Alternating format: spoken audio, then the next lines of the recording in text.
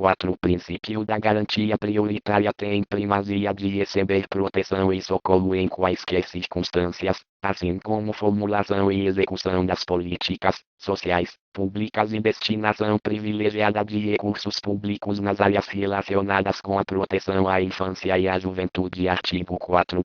B, C, D. 5. O princípio da proteção estatal visa a sua formação biopsíquica, social, familiar e comunitária, através de programas de desenvolvimento. Artigo 101. 6. Princípio da prevalência dos interesses do menor, pois na interpretação do Estatuto levar-se-ão em conta os fins sociais a que ele se dirige, as exigências do bem comum, os direitos e deveres individuais e coletivos, e sua condição peculiar de pessoa em desenvolvimento. Artigo 6. 7. Princípio da indisponibilidade dos direitos do menor, pois o reconhecimento do estado de filiação é direito personalíssimo, indisponível e imprescritível, podendo ser exercido contra os pais, por seus herdeiros, sem qualquer restrição, observado o segredo de justiça. Artigo 27. 8. Princípio da sigilosidade, sendo vedada a divulgação de atos judiciais, policiais e administrativos que digam respeito a crianças e adolescentes a que se atribua a autoria de ato infracional. 9. Princípio da gratuidade, pois é garantido o acesso de todo menor à defensoria pública, ao Ministério Público e ao Poder Judiciário, por qualquer de seus órgãos, sendo a assistência judiciária gratuita prestada a todos que a necessitem. Artigo 141. 1 e 2. Dos princípios fundamentais do direito à vida e à saúde. A vida é realmente o único bem que a pessoa tem, já que os demais virão por acréscimo. A vida e a saúde também são consideradas direitos fundamentais da criança e do adolescente, já que estão em fase de desenvolvimento, devendo existir programas assistenciais que permitam o nascimento e o desenvolvimento sadio e harmonioso, em condições dignas de existência, assegurando à gestante, à parturiente e à nutriz mulher que amamenta todas as condições necessárias. O capítulo referente à vida e à saúde prevê atendimento pré, peri e pós-natal, preferencialmente pelo mesmo médico, através do Sistema Único de Saúde SUDES. Convém salientar que este sistema é precário, insuficiente e falho, sendo que tal prerrogativa legal é utópica, pois de nada adianta fazer exigências legais se não houver real implantação de uma política de saúde eficaz, séria e satisfatória.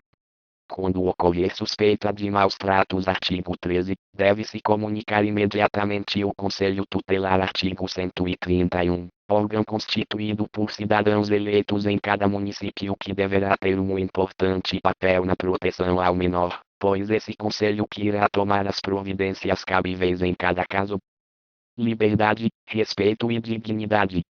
O direito à liberdade é bastante amplo, mas sempre deve-se ter em vista a segurança da criança e do adolescente, e, por esse motivo, é que existem certas restrições e limites.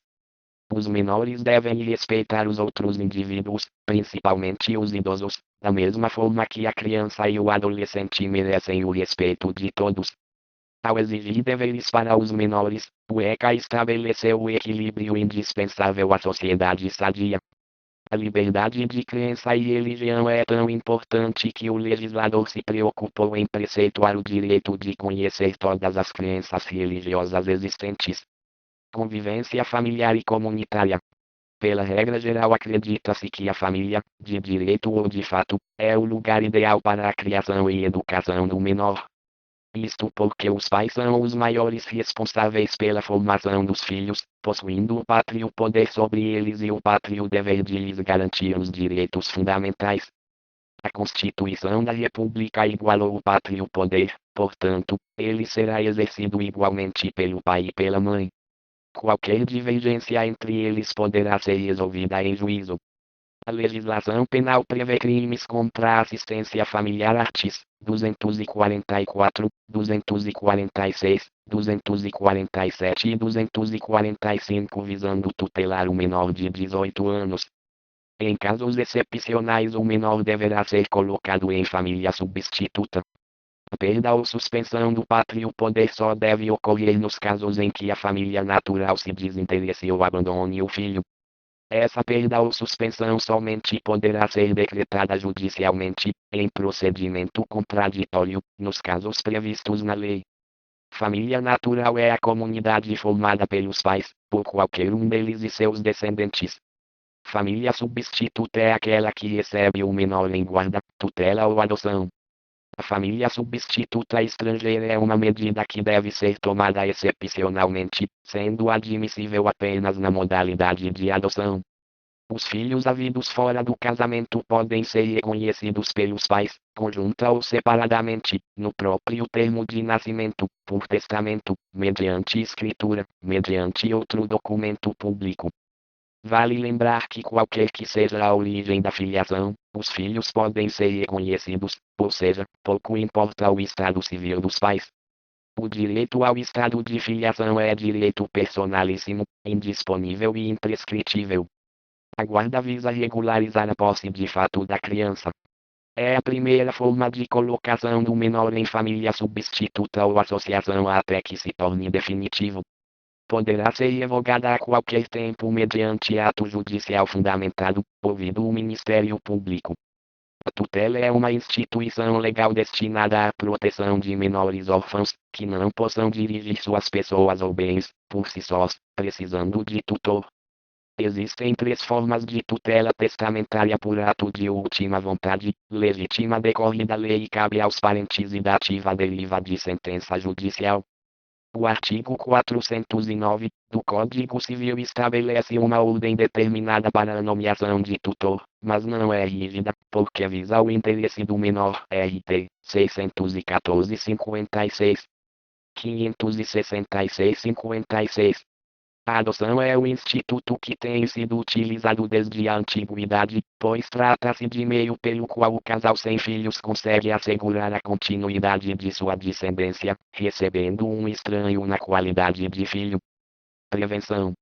Visto que é dever de todos prevenir a ocorrência de ameaça ou violação de direitos, ninguém pode eximir-se desta obrigação.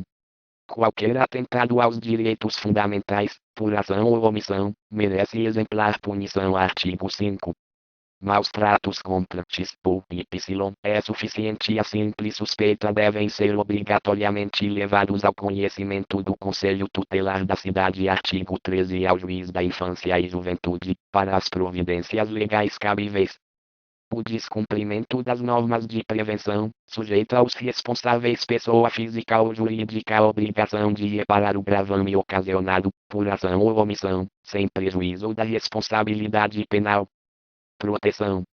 As medidas de proteção devem ser aplicadas pelo Conselho Tutelar ou pela autoridade judiciária, e devem sempre buscar os fins sociais a que se destinam, conforme o artigo 6 do ECA, levando em consideração o universo biopsicossocial que vivem. As medidas específicas de proteção aplicam-se 1. Às crianças e adolescentes carentes. Artigo 98, e, conta corrente. Artigo 136, ambos do ECA.